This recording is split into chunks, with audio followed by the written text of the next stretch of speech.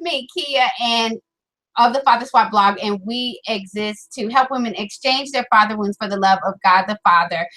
We purpose to provide a source of encouragement, healing, and practical wisdom for women who have experienced the physical presence but the emotional absence of their father, or maybe they have had a father who was incarcerated, drug addicted, alcoholism, death,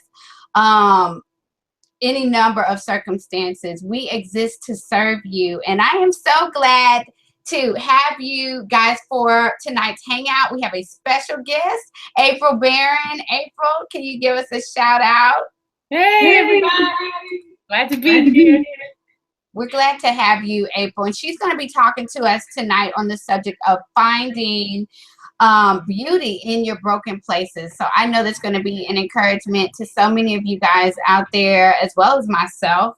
I do want to say, if you should have questions or comments for myself or for April, you can certainly email me at info@fatherswap.com, or you can put them in the chat box. You can tweet me a question. Also, I'm going to include April's information in the description section of the YouTube video. So with that said, I just want to dive in. I'm going to give you a couple of nuggets about April. She is so awesome, to say the least. She is a vocalist, and I am going to squeeze a song out of her tonight. She is a speaker who has traveled the world sharing her gift of song and words of inspiration with audiences, great and small. But her greatest accomplishment would be having overcome challenges of being an unmarried teenage mother. At 17, April Christina, she spent the last 23 years raising 2 children on her own, journeying through being a welfare mom, living on public assistance, to completing college and walking out a life she never thought possible. And you just got your master's. Did you just get your master's? I sure did. Yeah, so that is commendable. But I also need to say this. She is a worship artist and a worship leader and a recording artist. I have had the pleasure of sitting underneath her voice twice at 2 different churches. But currently you can find her at the Factory Church in Woodstock, or at Buckhead Church of the North Point Community Churches. She has performed with such artists as Babby Mason, Charles Billingsley, Joanne Rosario Condry, Destiny Praise, Chinua Hawk, who is also awesome, but they're all awesome. And her exposure to and love of genres ranges from Christian to gospel to jazz, soul music, and so forth. And I'm going to have her sing tonight something. She has a debut album, Overwhelmed. So you guys check that out. Can they find that out on your website? On April website, iTunes, all of that. Okay, so y'all check her out. And then also she has her sophomore album coming out soon. So I'm going to get her to talk about that. And she's working on her first book. Woo, woo! But this is really what touched me, y'all, that I'm going to stop talking because I know I can talk. She says, April Christina has a deep passion for seeing women thrive in their relationship with God, themselves, and others. I love that. April Christina has dedicated her life to allowing God to use her experiences and testimony to build up and encourage women from all walks and stages of life in their journey. That's why I know she is the right woman for tonight, for this time period. If you are discouraged, she's going to encourage you with her awesome testimony. So with that said, April, I would love for you to kind of just share your testimony with us. Well, I think I heard what you said. I kind of heard a little wobble there, so I'm not sure exactly what you asked me. Okay. But yeah, my name's April Christina. I'm from Augusta, Georgia originally, but I've been here in the Metro Atlanta area for about 19 years, doing so many amazing things in my life. I have been through highs and lows and valleys and mountain peaks, and he's just been consistently faithful. But, you know, as far as, you know, who I am, just as you mentioned, you know, I've been a worship leader now for, I think in my brain, for as long as I can remember, singing since I was little, and a desire to actually sing for God, sing Jesus music, since I was 11 at least, knowing that that's what I wanted to do. So that's always been something that's been a part of who I am and what I do. And like you said, just, you know, because of my journey, I have a real big heart for parenting, for seeing people just have healthy relationships, specifically with their children, for single moms, all of that. So, and you know, just so many amazing things. And I'm so honored to be here. Thank you so much for having me today. I'm excited, April, and I would love for you to tell us a little bit about, take us back to 17, and how you found yourself pregnant, and unmarried at 17. Wow. Well, you know, I grew up, you know, in a very Christian home. So, you know, I was always taught right, so to speak, you know, the things that the Bible tells you about how you're supposed to conduct yourself as a young lady. But it was it was a Christian home, but what I would call, or what people would call now, somewhat more so of a religious home. So I felt like rules were given, but there was not a lot of um, I guess, breakdown of understanding of why these things are here. So for me, and the way it translated for me, and that's important, the way we receive things, the way it translated in my heart came, you know, rules, rules, rules, rules, rules. And so when you break those rules, you know, it's punishment, it's condemnation. And so when you have that type of purview, you start to see God that way. And that's kind of how I saw God. If I did anything wrong, it was bad. But there were so many circumstances and things that kind of happened in my life around between like age 13 to 15, 16, and life just changed so dramatically. And there was a lot that I needed that I wasn't getting. And I found myself from wherever I could get it. In the first place I could get it was from my boyfriend. And so I found myself engaging in relationships way too early. And, you know, and I couldn't really talk to, you know, my parents about it. My mom was sick at the time. My dad was focused on her and trying to figure out, okay, how do I serve my wife? And, you know, you just kind of get just lost in the mix of life. And so I found myself running or diving into this attention and affection that I was getting from a boy, you know. And you know, as parents, you know, we do our best sometimes to just kind of stay everywhere, but life happens, you know. And so, you know, sometimes things fall through the cracks. And then I just started making poor decisions because I had a poor view of myself, and I was poorly informed about just everything. And so I found myself at 16 years old involved in this relationship. And I talked to my aunt about it, and I think it was Christmas of 1993. And I was visiting her. I got a pregnancy test for Christmas. I got nothing else under the tree that year, but I was at her house. Wait, she got you the pregnancy test? Oh, Lord. Test for Christmas. And I was visiting her, so I wasn't home. I had presents at home, but for her house, that's all I got under the tree was a pregnancy test. And so that was her way of saying, you know, you need to check, because, you know, I had been talking to her a little bit about what I had been involved in. So I took the test, and, you know, Christmas Day, and it was negative in the box. And so when I got back home the beginning of January, I took the test again, and it was positive.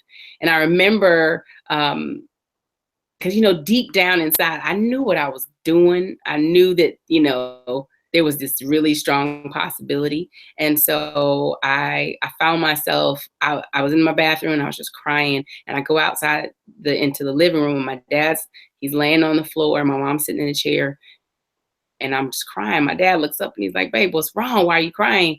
And I just fell on the floor in tears, and this pregnancy test falls out of my hand.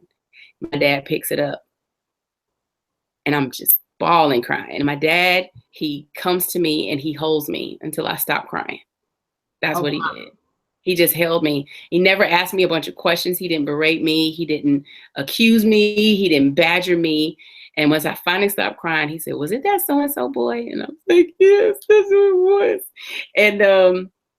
And but he loved me in that moment. And it's like I can look back at that now, 23, 24 years later and say, wow, if that wasn't the love of God, my father, I don't know what was. But that's where I found myself at 16 years old at the time, and pregnant. And I'm a pastor's daughter, and I'm an A student at school, and son's father, and he was gone within the month, left the state.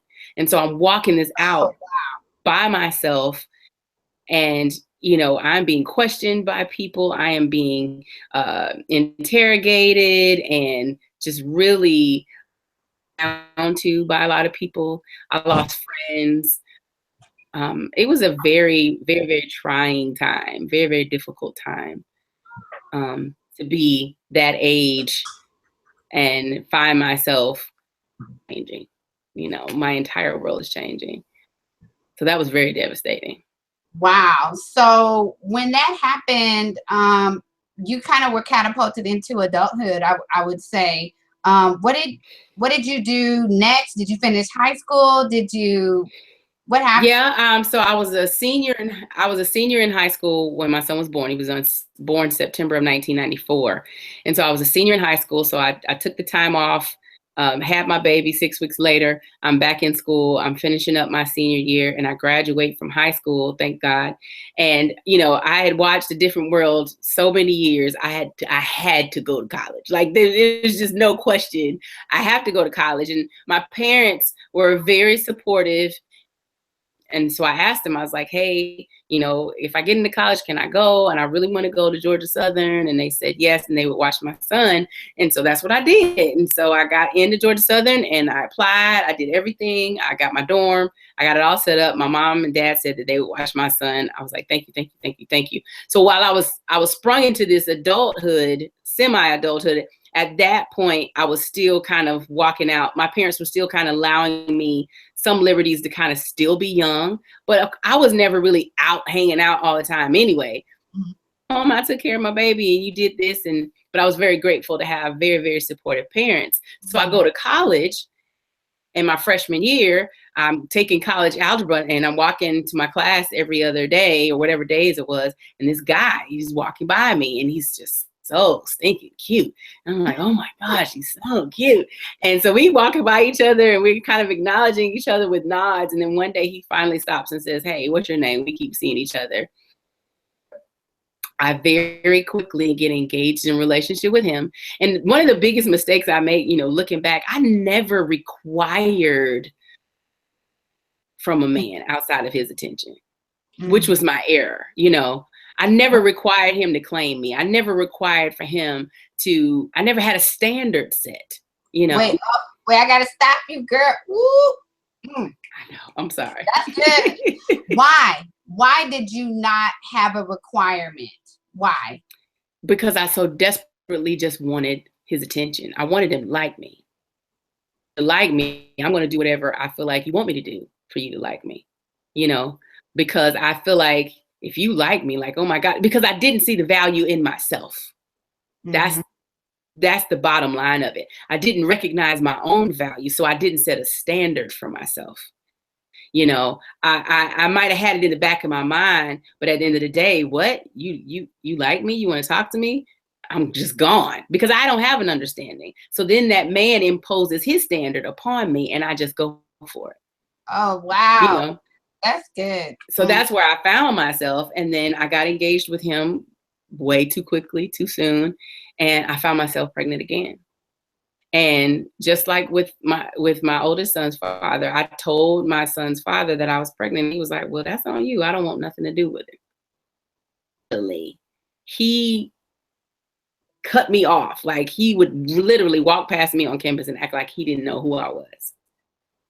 Deal with that again, and I'm starting to grow, and I'm on campus, and people are finding out, and he's just walking on like it ain't nothing. and he has absolutely nothing to do with it. So I transferred back home to Augusta State, and I finished school there for that semester. But my son was born August of 1996. September of 1996, I went back to Augusta State, and I wanted to go back to Georgia Southern and finish school. And because I realized, I'm like, okay, I'm 19 years old now. I have 2 kids. These are not my parents' responsibilities. These are mine. And I wanted to finish and get out of my parents' house. I didn't want to be a burden on my family. And so I took it upon myself, and I applied for public assistance, because I was already on like WIC and stuff like that because I was so young. But I applied for welfare. I applied for all the student loans in the world, and I just made it work. And so we went back to college. My son was, I think by the time I got back there, he was maybe 9 months old, 7 or 8 months old, I think. And then my oldest was 2. And we went and we got low-income housing, and we made it work. Wait, so you're saying you took your kids back to school with you? Yes, I moved back to Statesboro, Georgia with my 2 babies at 19 years old, and we went to college. Wow. How did you do that? So you lived off of loans, or how did I lived off my student loans and welfare. I got a welfare check. I got food stamps, and I lived off my student loans. So I got low-income housing. I qualified for low-income housing, which at the time was like $250 a month for rent for this 2-bedroom, 1.5-bath apartment townhouse. But Statesboro is such a small town. The low-income housing, it wasn't really bad. It was fine to me, and it was what I could afford. And so when I got my student loan check, I just paid off my my rent for the semester and paid on to my utilities as much as I could, so I didn't have to work. And I got a check. So I worked the system. I worked it as best I could. It was by the grace of God, to tell you the truth. But I did. I worked the system as best I could. And that's how we got through. And in 1999, 3 years later, I graduated from college, me and my boys. But what about I got my bachelor's degree. Childcare? I got that too. So with the welfare system at the time, it was welfare. It's now TANF, or it was AFDC then. Now it's TANF. But under the AFDC umbrella, you got Peach Care, which I think they still have. So Peach Care covered the cost of my child care. So I found a provider that took Peach Care, so I didn't have to pay for child care. The state paid for it. Wow. So I found every government assistance program that I could qualify for, and I took advantage of it, and it worked, and that's how I got through college with my boys. That right there is amazing. I'm just like, what did she just say? No, but okay. So April, when did you get a chance to process this? Because now you're dealing with rejection from 2 men. You're dealing with abandonment from 2 men. You still got the same need for attention. You still have loneliness. You still have shame and guilt and everything else, regret. When did you get an opportunity to process that? Because when my kids were small, I'm still trying to process. They are 7 and 9, and I'm still trying to process. I think I just went into survival mode. I don't think processing was my goal or my focus. It was survive. It was make it work. It was like, I knew I had Christ in my life. I had done things that I knew I shouldn't have done, and I had failed, and I walked under a lot of condemnation for many, many years. But all I knew was that I could hold on to God, and God, you just have to help me. And so I stayed connected to my local church. I stayed connected to God and my relationship with Him. That's all I knew to do. And that's what I did. I don't think I got to a point where I was processing my situation until, honestly, my late 20s, early 30s, because I walked under condemnation for years, literally years. I beat myself up in several different ways, from overeating to not loving me to still allowing myself to engage in relationships that were unhealthy, just desiring somebody to affirm me, to tell me, to try to earn, like I have to do something to get it. And that's where grace comes into play. which is something I didn't really truly discover until my late 20s, early 30s. And it was actually 2010 is my most pivotal moment when I started to understand grace. I was at a church and we went to a conference in Houston, Texas. I believe it was Houston or Dallas. Israel Houghton was doing a conference. And we were sitting there and Israel starts singing this song. And it says, and so I guess now I'm going to sing for you. It says, from first to last, you knew my days, future and past, you saw everything. When I would fail, when I would win, when I would need grace to start again. Nothing surprises you. Nothing surprises you about me, Jesus. Nothing that I could do. Nothing can separate you from me. Lord, you see me, you know me, you love me madly. And he started singing this song, and I'm sitting here. You're not gonna go back into a story. I'm like, ooh. And then, okay. You coming back though. You coming back. I'm sorry. Going back to your story, but you can't sing. And then I'm sorry. Go ahead. He's so funny. So he sings this song, you see me, you know me, you love me madly. And my heart starts shifting. And then the next line of the song, he starts singing. He says, you're not mad at me. You're not mad at me. You're more than enough. And you're madly in love with me. And I tell you, I bawled like a baby because I literally heard God saying to me, I'm not mad at you. I'm not mad at you. Why do you keep condemning yourself when I have forgiven you? I gave you through Jesus Christ, through him dying on the cross for your sin, I extended grace to you for your sin. So why are you still carrying that condemnation? And I promise you, that changed my life. Like that was the most pivotal moment in my life to date, was when I realized God's grace and his love for me. Never experienced it before. And that song did it for me. That line, you're not mad at me, changed my life. It totally changed my life. Ooh, April, that's so good. And you know what? I just want to speak to any woman that's out there, because especially when you're dealing with father wounds, we find ourselves in a number of situations when we're wounded, particularly by our father and particularly with the opposite sex. So if you guys are finding yourselves in that place where you're in an abusive relationship, or you're in a relationship where, like April was saying, where the man is not treating you with respect or in the way where you should be treated, the way God would want you to be treated, the grace of the Almighty God is there for you. He is just a prayer away. And just like he met April, he can meet you today. I'm so glad you're saying that. I just wanted to just pause. Oh, yeah. Somebody's out there in that place. Woo. Okay. Woo. I'm still stuck in the song. April. So then after you hear from God, you understand, get a revelation of what the grace of God is. Then what? Then what happens? How old are your kids now? And where are you now in life? So after that day, I think my whole life, just like I said, I think my life shifted, and now that was 2010. So this is 7 years later, but I started to see myself in a different light. I started to see myself the way God made me. I started to enjoy myself. I started to learn to love me, because I had spent most of my life not loving me, from feeling like I was ugly, I was too dark, just all kinds of things, just all these things that come at you when you're a little girl. My hair wouldn't grow right. I couldn't have this. I didn't have that, just all these comparisons.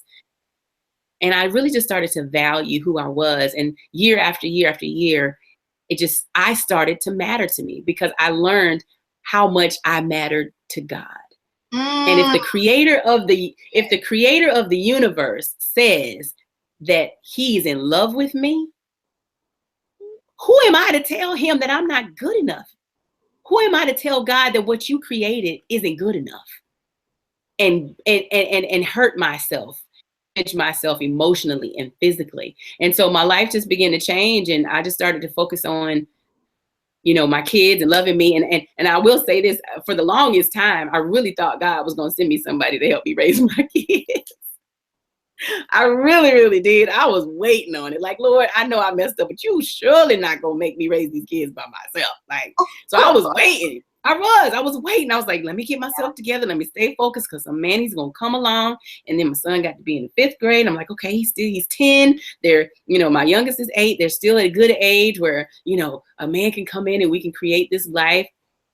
Then middle school started. Okay, Lord. And then they got to be about 13 or 14. And I'm like, I felt at that point, because when kids start to get in that adolescent stage, especially boys, they're trying to discover who they are. So to bring a man in at that point, I just knew it wasn't going to happen. I was like, oh my gosh, you really going to make me do this by myself? Like, this is so not fair. And so I had to start focusing on, okay, if he's not here, how do I make sure my sons have strong, positive male influences in their lives? Because what I don't want is to perpetuate what I've created for them. And I had to forgive myself for getting them in that situation. I had to take my part in it. I had to take my part in it and not take on the responsibility of fathers that weren't there. I can't blame myself for their dad not being there. I take my part in the fact that I engaged in a situation or a relationship that created this environment, but I'm here. And so I'm not going to carry around guilt for a daddy who's not doing what he's not supposed to do. But let me ask you this though, April, but you didn't have any angst, any like, I know he didn't. You didn't have any of that. None of that. None of it. Just a little bit. I had some, but God had to deal with me on that. God had to, because at the end of the day, why?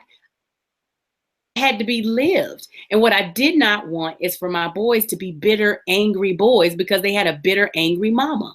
I didn't want that. I needed to teach them how to forgive and how to love. So what I would do is whenever their dads would my oldest son, whenever his dad would disappoint, we would just pray. All right, well, your dad don't know Jesus. Let's pray for him. That's all I could do, and love him. But mommy, but I know, but he's trying. Let's just pray for him. Forgive him, baby. Forgive him, baby. I said, forgive him, baby, so many times. And then with my youngest, his dad to this day has zero to do with him. Won't even claim him. And that's hard. I mean, there are residuals to those things. So understand, it doesn't just go away. There are residuals, and there's things that my boys will have to continue to process so that they can be successful fathers. And I continue to pray for them, that God would fill those empty spaces for them. But I could not walk around angry and bitter at those men. So I had to forgive them. I had to forgive both of them. And my oldest son, his father and I, we have a great relationship. You know, I see God working in his life. I see God changing. And I see how being an angry, bitter baby mama it's had such a tremendous impact on his father. Like, he and I are friends. Like, we are cool.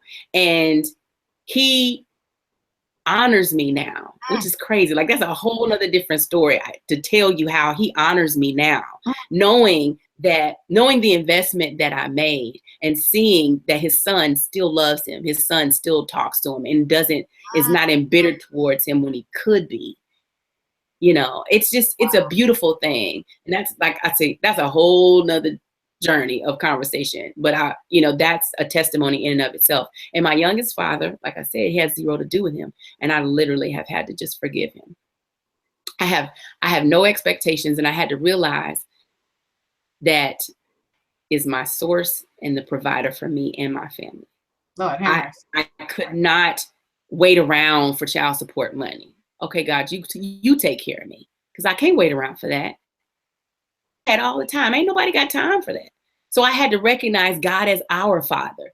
Babies, God is our father. God is your father. He will provide for you. He will take care of you.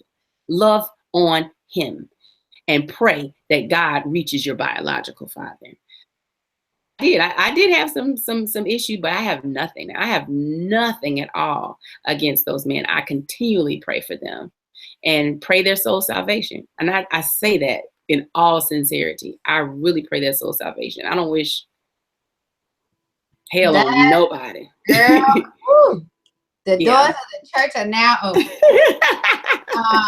If anyone is out of the ark of safety, I always said it, but because wow, for the woman who is trying, but she is still dealing with the repercussions of the decision that she made, but the repercussions of this poor choice, or I don't want to say poor choice, but the choice that she made in a mate. And every time she tries to move forward, there's some sort of negative backlash, or it all goes back to that one decision. Yeah. I can't even put into words. What is a baby step? A baby forgiveness step? Just like, okay, just take one small chunk out of the elephant. What can they do? Because you're saying this now as you've processed and you've gotten healed and delivered, but there's some people that are stuck, and mired in. And now he done moved on, got another relationship. Maybe he's fathering, Lord, maybe he's fathering the children with another woman, and you got to watch that and see that, all that. Been there, done that. I totally understand that. Realize forgiveness is a continual process. When it comes back up, forgive again. Acknowledge how you feel. It's a very valid feeling.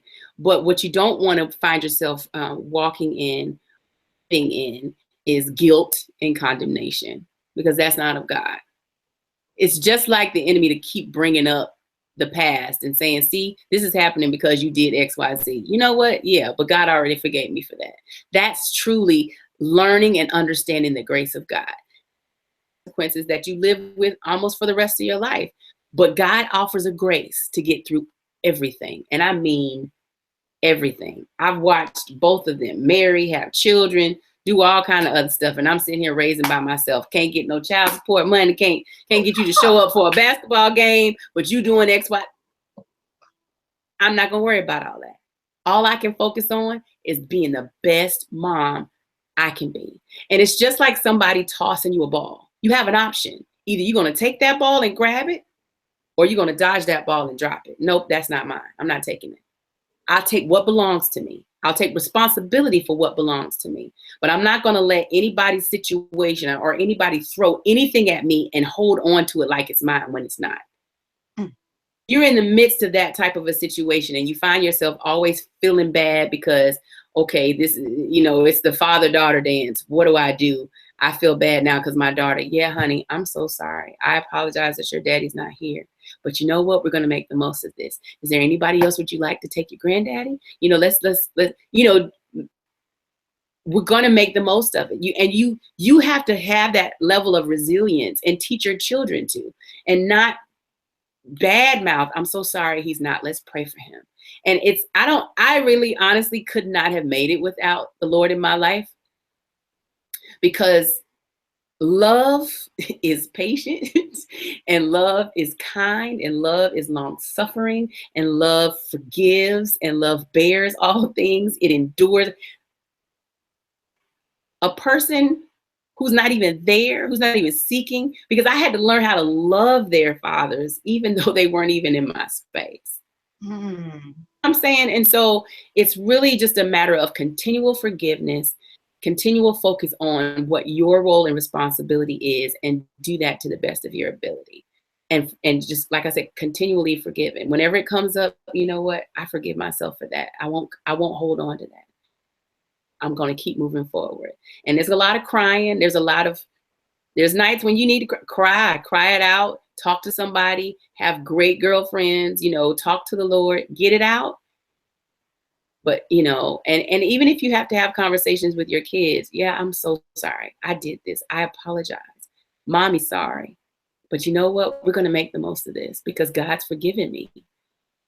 Know him, whatever you got to do, but stay focused and walk your children through it. Don't do it in so much in secret so your kids don't know what's going on. They need to see you forgiving. They need to see you processing. They need to hear you pray for their daddy who's not there so that they learn that behavior. You know what? My father, I'm 25 years old and my father still disappointed me, but I'm going to still pray for him. Why? Because I heard my mom pray for him my entire life.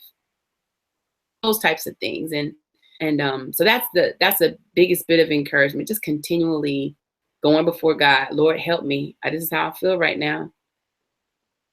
Why you got me out here by myself doing this by myself, and they just going on living life like it ain't nothing. Yeah, okay. All right, Lord, but I trust you. All right. So this is my need, let's keep it moving. That was so good, April. And as you were talking, I really felt like those were examples of you finding the beauty in the broken places. Like, yeah, this happened, but God, let's pray about it. God will provide. He is my source. So many opportunities where you could just stay broken. You could just be like, there's a broke situation. I'm broke. We broke. Everybody broke. But instead of doing that, you looked for the positive, looked for God to move, and I think that's what it's all about. That's the theme, the cusp of what we're talking about is finding beauty in the broken, because it is there. It's definitely there. And you recognize that the more you get to know God, to know his character, and to know who he is and how he operates, you realize that even in the midst of this brokenness, God still got a plan, and he's going to work that plan. He's going to work that plan for the good of my children. If that means that he has to allow me to go through this broken place in order to get me to a better place, then I have to trust that God's plan is going to work. And that's what it entails. It entails trusting God. Like, okay, I don't know what you're doing. This don't make sense to me. I'm angry and I'm upset.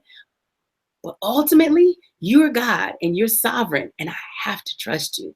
To trust you. And that's the operative word. It's a choice every day to get up, and I choose to be happy. I choose to love my children. I choose to love myself. I choose to forgive Father. I choose to forgive his mother or her mother. I choose to forgive. I choose. And I choose joy. I choose to be happy, So yeah, there's in that broken place, it's where the pearls are made. It's where the diamonds are formed, in the midst of that dark, damp place that nobody wants to be. The greatest things are being created. Girl, you have said like 17 tweets in just in less than 30 minutes. I was like, oh, I'm sorry, I had to go back and like find them. But in the dark, damp place, that's where the pearls are made. Lord have mercy.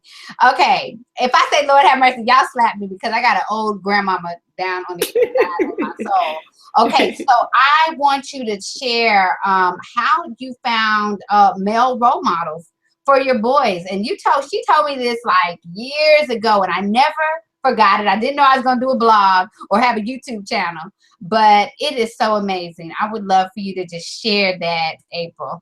Yeah, it was very important for me, because like I said, the only thing I can affect is me. I can't change anybody else. I couldn't make their dads be around. And so I'm like, okay, Lord, what I don't want is men in and out of their lives. They've already got a daddy that's not here. So I didn't date.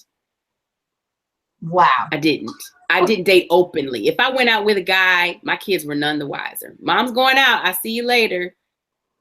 I didn't introduce every Tom and Joe and Jimmy. I didn't introduce all those people to my boys, because I needed them to have consistency, security, and a strong, solid home foundation.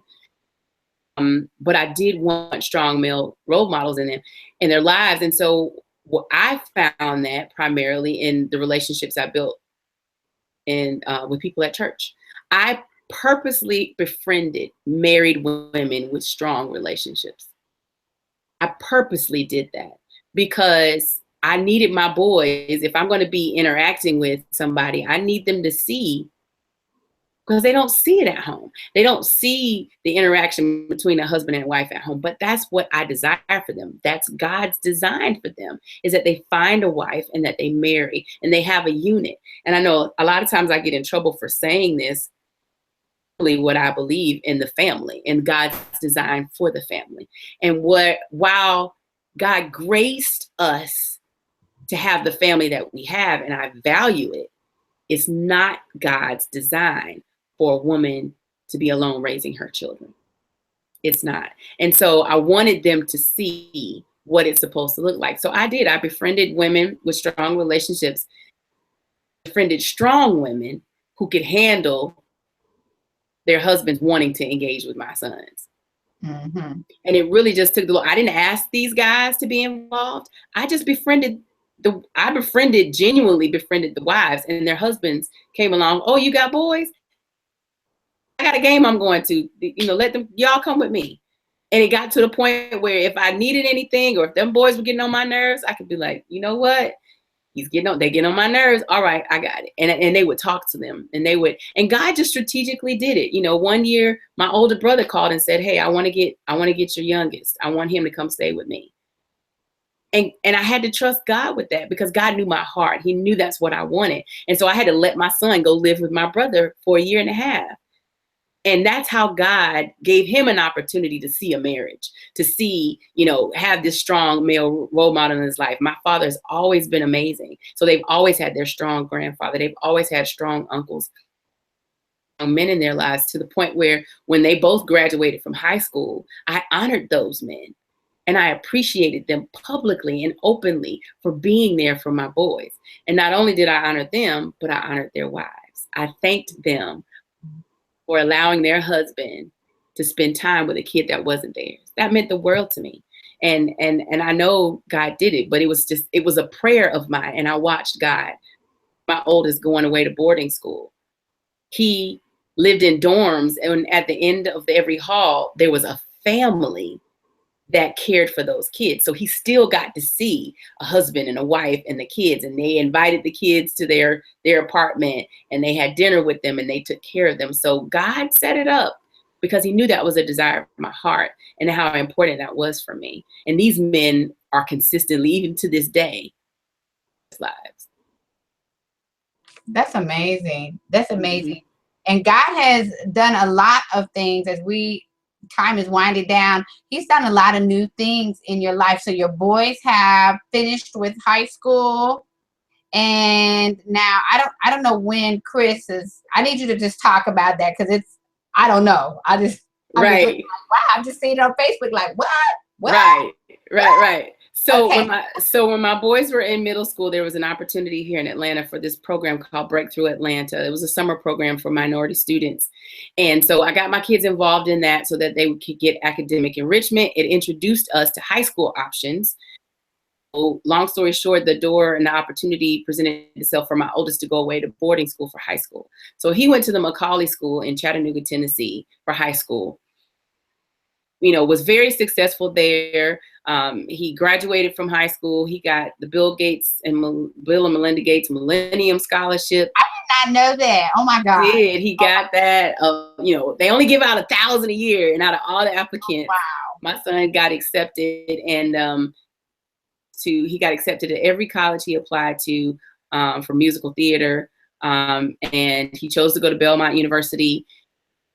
And the end of his junior year, right before his senior year, he sent in an audition tape to Hamilton because they were opening up a new cast in Chicago. He got a call back for that show. And so now it's a year and a half later. And while he didn't go back to college, he's doing exactly what he wants to do and what he was going to college to do.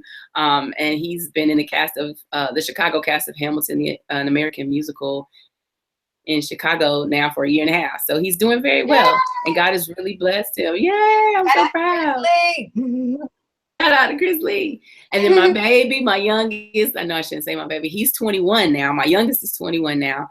He went to college after high school, and he decided he wanted to make a shift, which is fine, it happens. And so he's diving into film and editing and production. And so he's making his way there and creating opportunities for him to grow and develop in that area. He's finding what he's passionate about and pursuing it. They both are. And I'm very, very proud of them.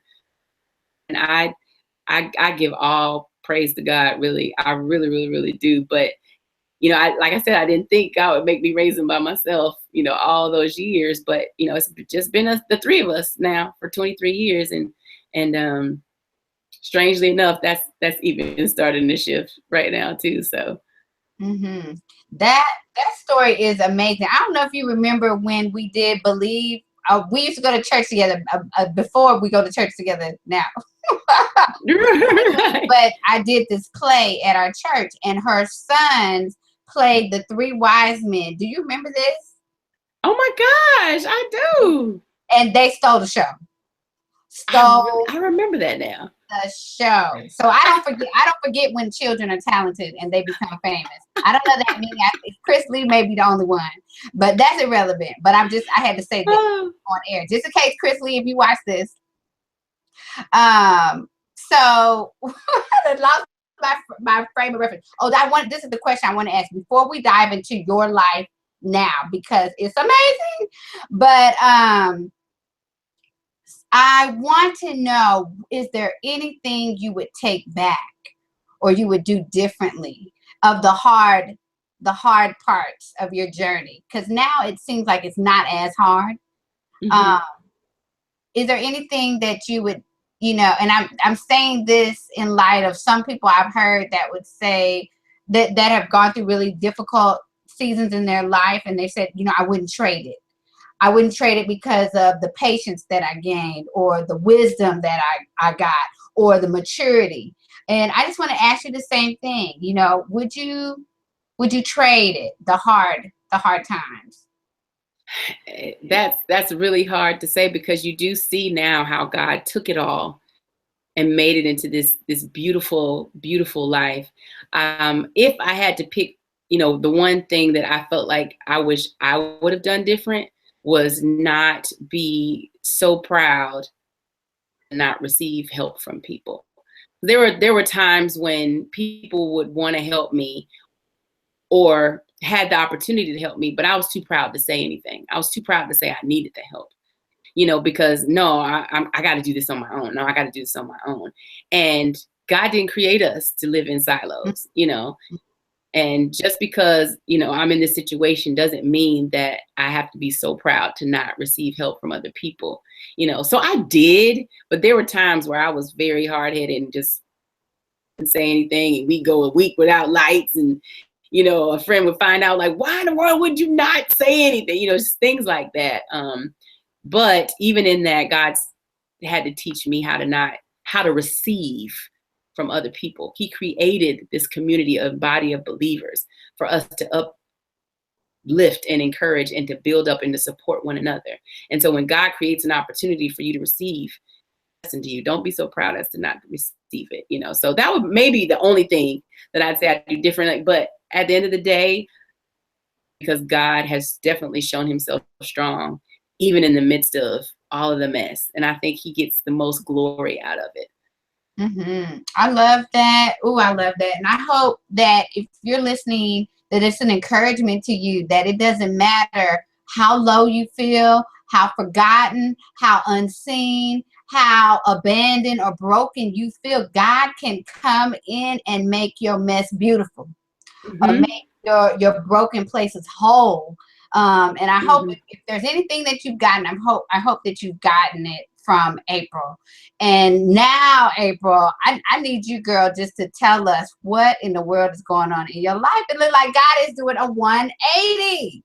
He's doing all things are new. So tell us what's happening in your life professionally, relationally. I mean, just it's a lot going on. From my vantage point on social media. It is. It's definitely a lot going on. I feel like it's a whirlwind right now. But after my last one went to college, I decided I wanted to go back to grad school. And so I started graduate school in 2015, working on my master's in social work. And I just completed that in August. So now So I'm done with that, and I'm very excited about that because it really just marries into my life, what I'm already passionate about, and which is helping other people, serving other people, helping them build healthy relationships, first with God themselves and then with others. And so I'm very, very passionate about that. So we got that going on. I just started my first postgraduate job today, which is so exciting to be in the field in which I've done all this study and to be able to go out into the community and serve other people. So very excited about that. Still doing things. God's opening up a lot of doors. I'm speaking, I'm singing, I'm sharing, I'm, just doing all these things God has blossomed me into loving me. I love all the things that he's placed in me. And I'm saying, okay, God, whatever you want me to do, I'll do it. So if you want me to talk, I'll talk. If you want me to sing, I'll sing. If you want me to share, I'll share, and so that's kind of where I am now. And then, I had literally, I was totally good with not being with anybody. Shoot, I was like, I'm 40 years old now. And I'm like, if he's not coming, then that's fine. Let's do us, Lord. We just gonna do us. And then all of a sudden, out of nowhere, this man pops up. It has totally blown me away, totally changed my life, totally loved on me in a way that no man ever has. And I think the most beautiful part about it, because I know the love of God, I see the love of God in him. I see how God loves me through him. I see that even through all those years of being alone, every secret desire of my heart, everything that God's revealed about who I am and what I need, and just from my makeup, I see that God has strategically placed this in this man. And I'm remembering prayers that I prayed years ago. Lord, and he's got to be this. And now it's years later, and I'm like, what? He's that way. Oh my gosh. And so to be loved by God through this man has just been amazing. And it's totally took me off guard. I feel like I'm about 12. Like I said, I didn't date. So I'm like dating, and we're discovering each other, and it's just this amazing experience. And so now, for the first time in my life, I'm introducing a man to my children. It's very particular about that. I never wanted to, I used to tell my boys all the time, if I introduce a guy to you and I tell you this is my boyfriend or my man, he gonna be your stepdaddy. And and now they're grown and don't need one, but God's provided this man for me.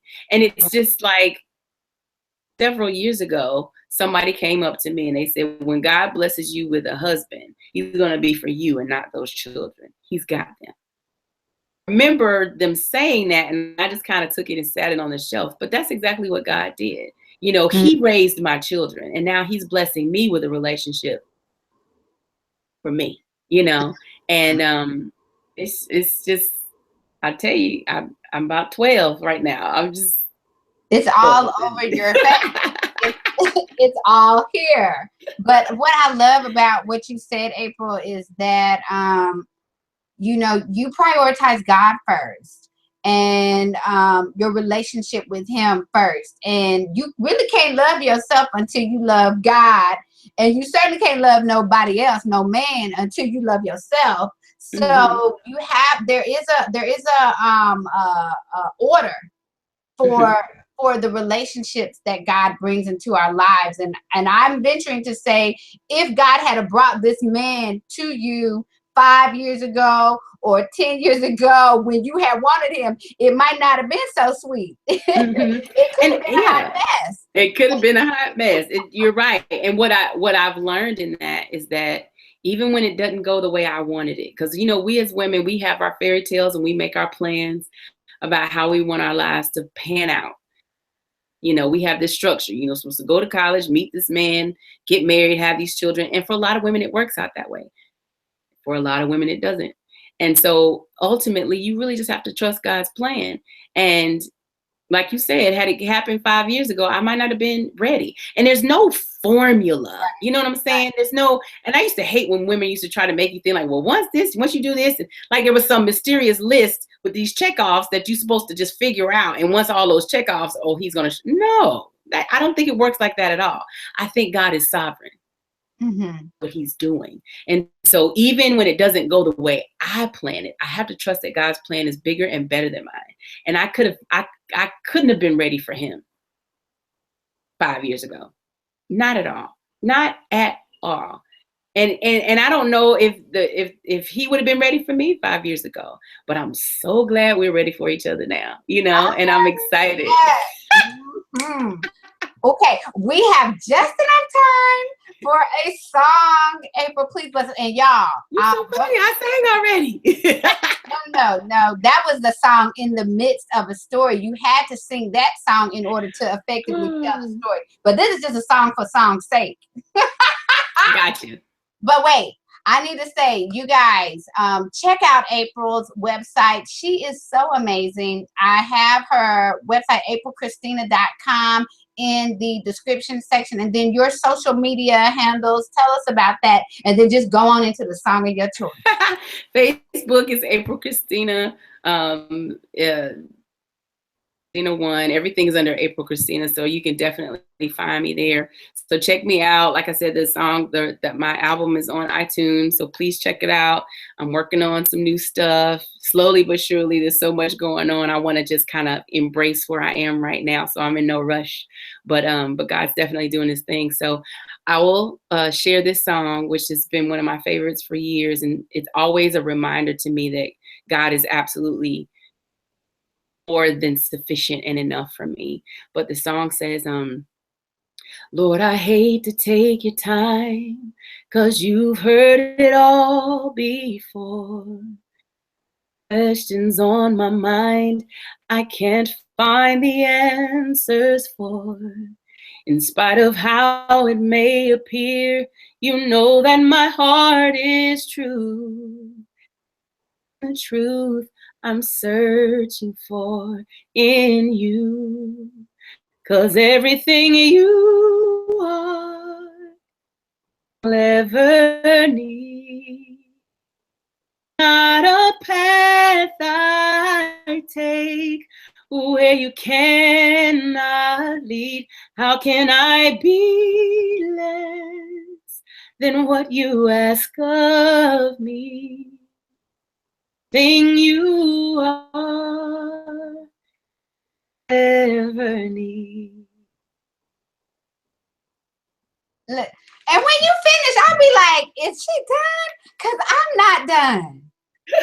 I'm not done. Y'all, April Christina, y'all, I'm telling you, she is fabulous. Her voice has always taken me directly to the feet of Jesus, like front row seat. Bless you, Kia. So, I mean that. I wouldn't say that if I didn't mean it. Okay, y'all know I'm crazy. If you don't by now. Anyways, join me next week. Not next week. Next month on November sorry y'all, December the 14th, because my guest is going to be Amina Brown Owen. She has a new book out, How to Fix a Broken Record, and we're going to talk about how to fix what's broke. That is the title. I'm so excited. She is such a good friend, y'all. I love her, and you don't want to miss it next week. So we're actually going to move to Facebook Live, and then I will put the rebroadcast on YouTube, but join us over there. Join us live. I'm excited about that. Thank you all for joining us. Thank you, April Christina. Thanks for having me. It was such an awesome and amazing hangout. Your story of vulnerability, it really is one that will resonate with many. I'm going to be looking to see you out in cyberspace and on stage on Sunday. I know God has something even more amazing than what He's already done in your life. I love you guys. Remember that I'm praying for you. And I encourage you to exchange your father wounds for the love of God the Father. Take care. Be blessed.